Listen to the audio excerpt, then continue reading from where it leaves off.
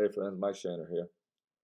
You know it's been a crazy season. Like one day it was summer, right? I went to bed that day and it was maybe 80 degrees. I was moving cattle from one pasture to another pasture and thinking, man, I need to the growing season is gonna the grass growing season is gonna go longer than I thought, and maybe I'm gonna have them on a different pasture for a long time. And I went to sleep and I woke up and the next day it was full blown winter. And then the other night I walked out and it was snowing and it's this morning today I walk outside and it's like early spring, late spring, mid spring. It's sometime in spring. It's like spring outside. And anyway, when I walked out the other night, it got me thinking about the first time I went snow skiing. And so here I went with this. I don't remember the unfortunate girl that I was dating at the time, but whoever she was, we went snow skiing in Maggie Valley, North Carolina, right? Maybe I was somewhere between 18 and 22 years old. I'd never been as a kid. It was nothing my family ever did. And so um, we went up there and we rented our skis and, we marched over to the little kiddie slopes and we didn't get any instructors or anything like that. And we practiced and it got real boring real quick on the little kid slopes, right? So then I decided I would go to the top. I figured I got to figure it out. So I went up to the top, the monster slope, and I didn't know anything about snow skiing. I thought the poles, I thought they were the brakes, and so I went up to the very top, and I start skiing down. Man, I'm just like I'm going fast and faster and real quick. I'm just going fast, super fast. My eyes off, and I'm trying to slow down, and down at the bottom, I'm approaching them, and there's all these people. They're lined up, waiting to get on the ski lift, and lined up at the concession stands. They're little kids, and they're cokes, and they're bundled up, and and I'm coming like a wrecking ball, man. And I'm thinking, oh God, I'm about to kill all of us. I don't know what to do. And luckily, when I got to the bottom, just it was really more instinct than anything and grace. Like they were all standing just lined up, and I'm just flying down. I swear, I mean, just way, way, way faster than reasonable. And I'm flying, and at the very last minute, just instinct, I turn, and I kick snow up on all of them, and it looked like a scene out of a movie. And I'm standing there. It looked like I was just like they're like, oh my God, how can this man be coming at us this fast? Then he stops, throws snow up on everybody, and and then they all clap, and I look like I just an expert, like I've been doing this my whole life, and everybody thought it was a trick, and I kind of like I gathered it all as it's happening. I'm kind of quick on my. So I'm like, wow, yeah, yeah, yeah, and I kind of take a bow, feeling all like the rock star that I am, and then I turn around and I trip over my skis, and it was a funny time.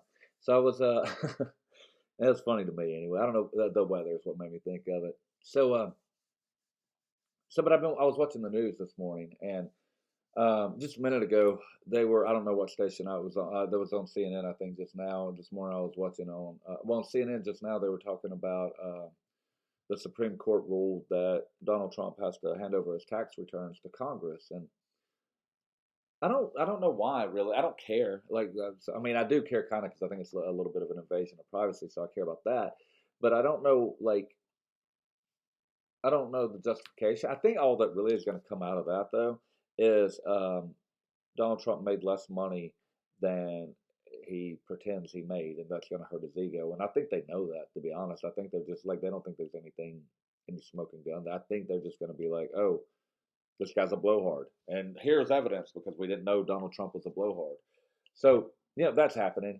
And then I saw on another, maybe it was on Fox. I don't know. Maybe it was I think it was on Fox. Um, CBS has picked up the Hunter Biden laptop story.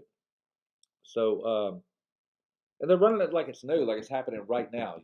Like this is 2-year old stuff, and the New York Post was banned from Twitter for posting it, and they were told they couldn't come back until they deleted the story. And now CBS is acting like, oh, guess what we found? Really? And it's kind of weird. I was thinking why that's weird is, well, obviously it's obviously weird. I mean, it's a world that I don't really understand anymore because like rational things like with COVID, right? Like COVID was real obvious in the beginning. In the beginning, it was scary. The very first couple of weeks, it was scary, and then you moved on, and you realized real quickly what it was. Like it, real quick, it was apparent that okay, here's who's in danger. These are the people that should protect themselves, and everybody else should just kind of go on about their lives. But nobody saw it. I mean, some of us did, but most people, like the general public, is like, no, you're evil for saying anything like that. Cover your face, but it doesn't make sense, and no, you're not doing right. And so I'm like, okay, and then fast forward, and then Donald Trump. A lot of these people hate Donald Trump so much. They hate him. Donald Trump's the devil. I never do anything Donald Trump. They even are like, if Donald Trump brings out a vaccine, there's no way I would trust it and take it. And I was saying that too. If Donald Trump rushes a vaccine through the process, there's no way I'd take it. Well, he rushed this vaccine through the process, and then all these same people are like, if you don't take this, you're an idiot and you're evil and you're going to die and you're going to kill us and you're going to kill my grandma. And I'm saying, what about yesterday? Remember when we didn't trust him? And they're like, no, I don't remember that. We don't trust him. Donald Trump's evil, but you need to take this vaccine. So then fast forward a little bit, and I'm like, well, okay. Um, so these people are taking the vaccines and nothing's happening. Like it's not preventing or slowing or doing anything. And they're like, well, it prevents you from getting more sick. How do you know? Because I had COVID a bunch of times, like twice, maybe three times, at least twice. I don't remember. And I didn't get all that sick. Like it was one of them was like a bad flu. It wasn't fun. I mean, there's no lie about that. It wasn't fun at all. But it wasn't. I mean, it was like a flu. It's like I know the generation we live in treats the flu like it's death, but it was inconvenient. It wasn't fun. It was very bad. And the second one, that one lasted on. That one drug on. That one drug on for. So at first it was like a really bad flu, and then it was like what do you call it? Like a cold that wouldn't go away, that just lasted and lasted and lasted, hung on for a few weeks, right? And then, but it was never anything like I went out and worked every day. I took care of my granddad. I chopped wood. I built the fire. I took care of the animals. There was no like, I never took a single day off work or took a single day off, running the ranch. Or I was able to do every single thing. I just felt shitty doing it. And then the second time I got it, and it was like take that first time and put it on steroids for one day. And the next day I felt, it's gone, right? So I guess I only got it twice because those are the only two I remember. So you tell me that if I had taken the vaccine, I would have felt less than. How can you know? In the first place, you can't know. That's insane. That's nonsense. You can't know that it would affect me less. But even if it did, it's not worth that risk to me. I was fine. I mean, it wasn't fun, but I am not going to inject some experimental drugs into my body just because something isn't. It might make me feel a little less shitty for a day or two. I mean, that's not worth it, And they'll, oh, well, it'll keep you from being hospitalized and dying, but it doesn't. And then but it doesn't, and it obviously doesn't, and everybody knows it, and everybody's still getting, and they're like, well, I've had it 5 times and I'm in the hospital, but thank God I took the vaccine because it could have been worse. And then, I died yesterday, but thank God I took the vaccine or else I would have went to hell. Come on. But this is the world, right? This is the world that we're living. So, um, fast forward. And now, and so they're like, so I'm like, why does the media keep presenting these things to everybody like they're stupid, like they didn't see what happened in real time? And I'm like, well, I just explained why, because all that shit happens. So now they're at CBS is like, oh, the Hunter Biden laptop story was real, and or they're not like it's real. They're like, oh, guess what? This breaking story. They're just acknowledging, like forgetting the past, forgetting that the 60 Minutes lady told Donald Trump that it wasn't real. Forgetting that they ignored it, forgetting that they kicked the New York Post off of Twitter, forgetting all that. They're acting like, oh, this is a new breaking story. And people are going to be like, I never would have, wow, that's really what Hunter Biden did? He smokes crack too? Come on. Joe Biden showers with his daughter? Come on. You didn't know? How do you didn't know? It's narcissism. It's gaslighting. But the thing is, you're the victim. because not you, nobody that watches me, both of you that watch me, you guys know, but the rest of society, I mean, there's like, it's like they're in an abusive relationship and they won't admit it no matter what.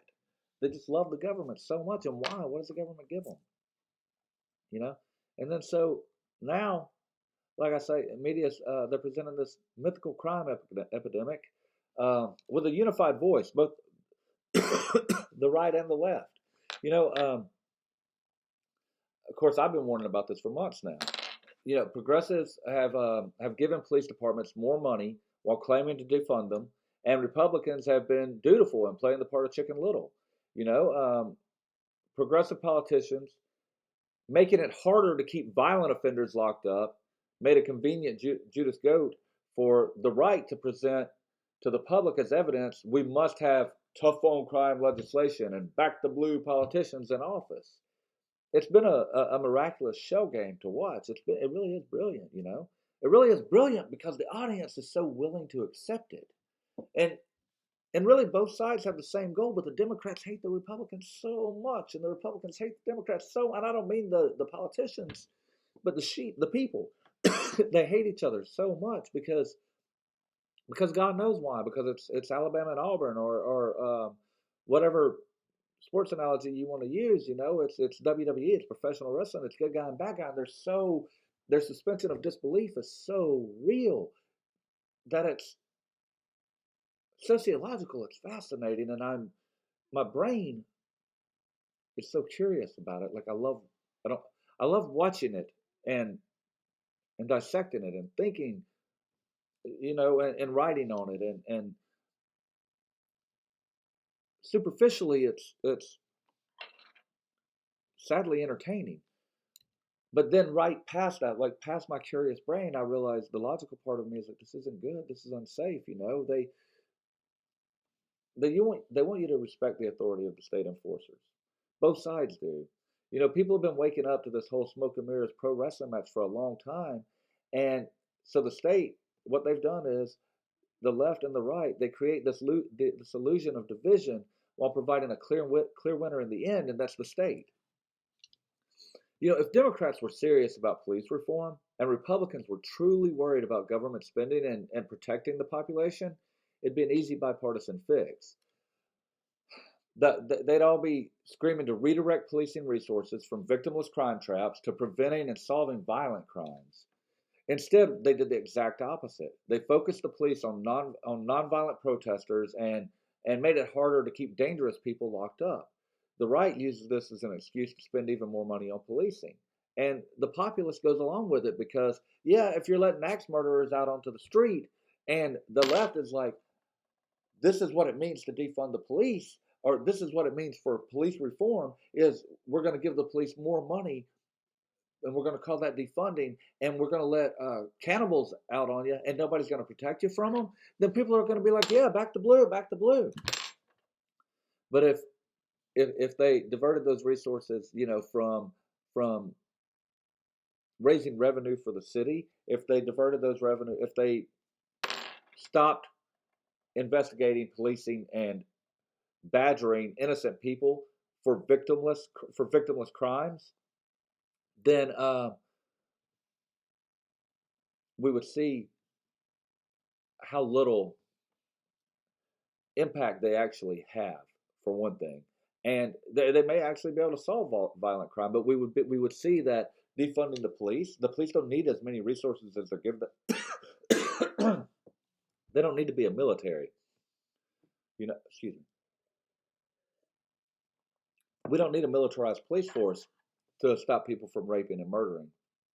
You know that's not necessary. We only need a militarized police force if we're going to declare war against the citizens. But neither side really wants you to see that. Police reform is needed. Bail reform is needed. The prison industrial complex is needed to be eliminated. But both sides are locked in on a carnival grudge match to make you see it differently. Both sides are promoting the state and hoping in the end that you're just too dumb to notice. hope you show them you're too smart not to notice. Hey, everybody, have a happy Thanksgiving, and follow me on Instagram. I get like on these reels, I get like 30,000 views or some shit, but follow me if you can. Everybody, I appreciate it. And it's Mike Shaner. It's Mike Shaner on Facebook too. If you follow the writing the revolution page, I really need to build that up. Just started that. I don't have any kind of monetary marketing in it, but I really need to build that up because I'm trying to make something out of this, and I'm trying to. The only thing in life that I'm passionate about a few things. I'm passionate about ranching. So if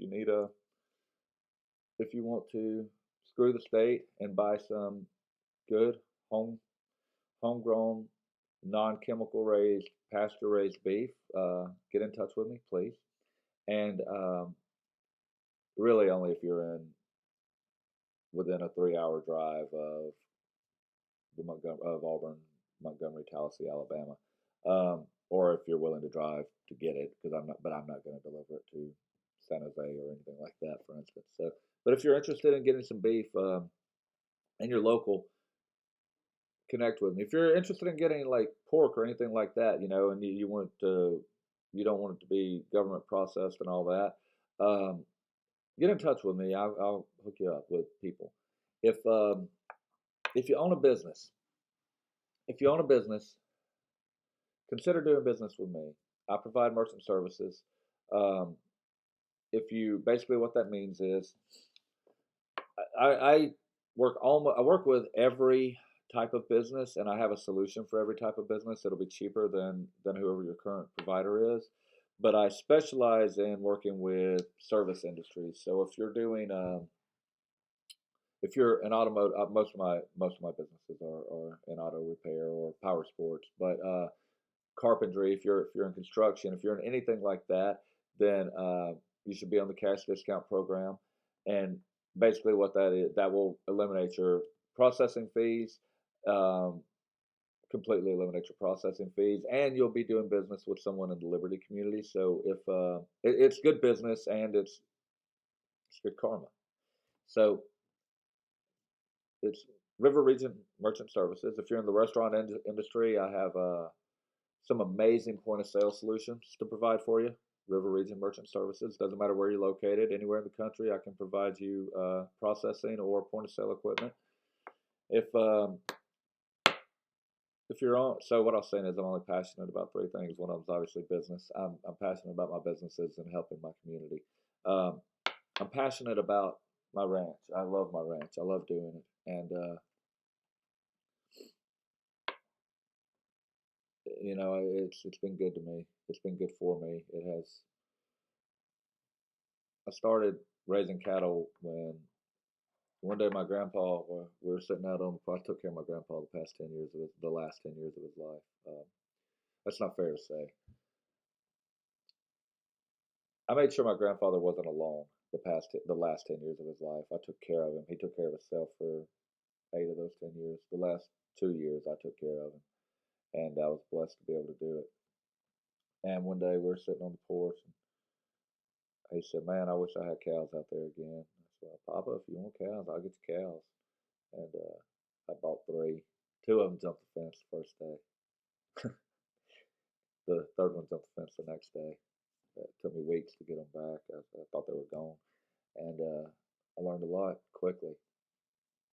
Anyway, and so that's how I started, and I ended up just being good at it and liking it. And I don't know everything. I'm still learning. I'm not Yellowstone, but I've learned a lot, and I'm able to.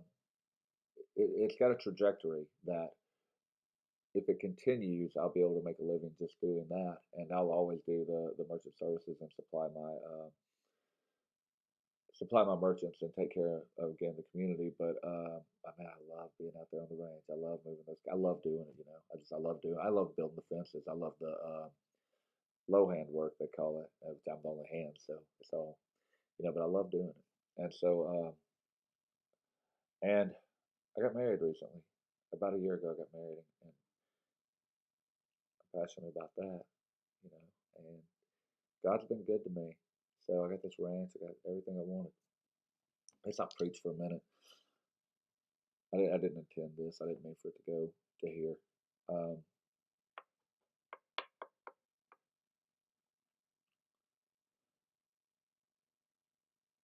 I was a, I was wild, and I still laugh about it and glamorize it sometimes. But I did some bad things in my past. Not. I never hurt anybody. I was never did anything like that. But I wasn't honest. I wasn't. I was honest. I was honest when it suited me, but I wasn't afraid to tell a lie. I wasn't afraid to cheat. I never did anything malicious or never meant to be malicious, but I could justify a good time. You know, never cheated anybody in like business or anything like that. I never stole well, when I was a kid, I stole, but I stole because this one I don't mind. So I wouldn't do it now, but when I was underage, when I was 18 years old, whatever, and I wanted a bottle of wine or something, if the store had sold it to me, I would have bought it, but the government wouldn't let them, so I had to steal it. And the government shouldn't be able to tell a merchant who they can do things with. But anyway, it was wrong. I shouldn't have stole because the merchant's the one that got hurt on it.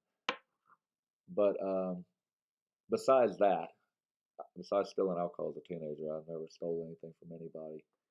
And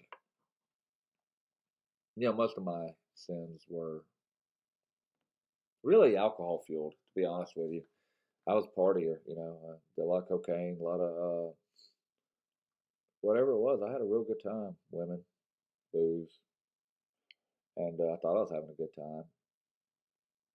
I was lustful, and I thought that's what a man was supposed to be. Honestly, I watched a lot of movies, read a lot of books, a lot of anti-heroes, and I developed a character. I developed a character right of then I've spoken on this before, so I'm not going to go into a big long thing. You guys stuck with me for 22 minutes so far, and I appreciate it. But I developed this character that I was supposed to be, that I thought I was supposed to be, and it was all built around being live fast and die young, be a Roman candle, make everybody look at you in awe. I really just made a jackass out of myself most of the time, to be honest. Alienated everybody around me, pushed everybody away, picked bad partners. I deserved bad partners, and I don't begrudge those people. They were at the place they were at in their lives as well. I was a child, and I'm talking an adult, but I was in my mind and in my heart, I was a child. And when Papa got sick, it all changed for me. I've thought about this for a long time about when did it change and what was the blessing. And so when Papa got sick and he became the sole focus of my life, and I was no longer the sole focus of my life, um, I changed. I mean, I grew up a little bit along the way anyway, but then I really, really changed. Everything was about that. I had to do things that I never would have thought that I would do, or things that I thought would things I didn't think I'd do for him. And I'm so blessed to be able to do it. I think about it every day about, I usually think about how grateful I am because he took me when I was a baby. And I think about how grateful I am that I was able to return the favor and be with him in the end because he loved me so much.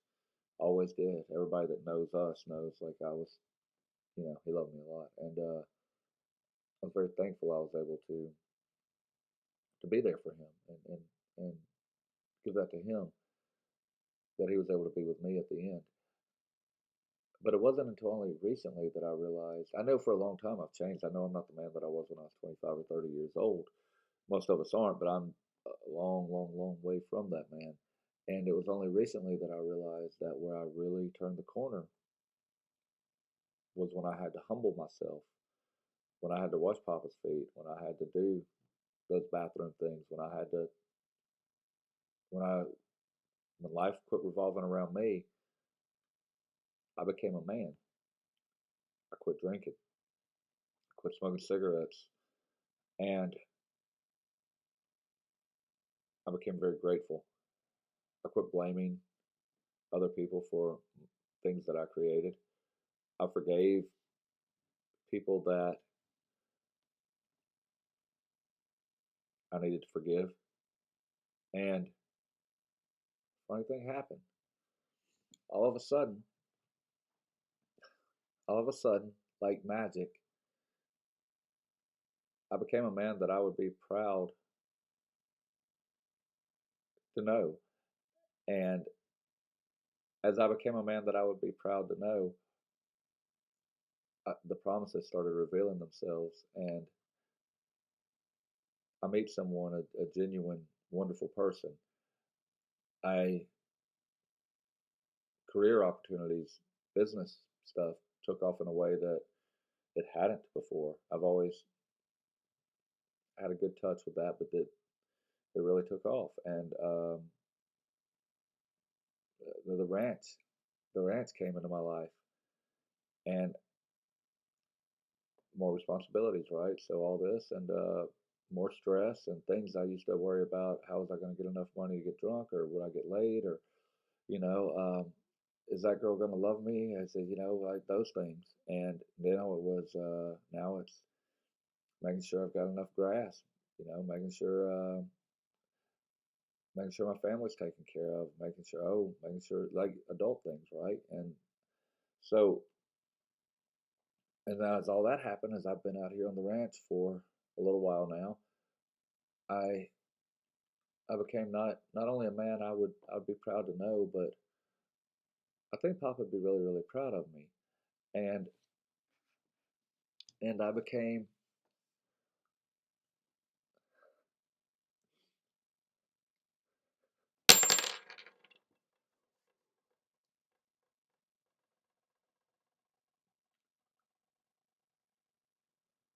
think I became a dad that a son could be proud to have, and now we're gonna have a baby.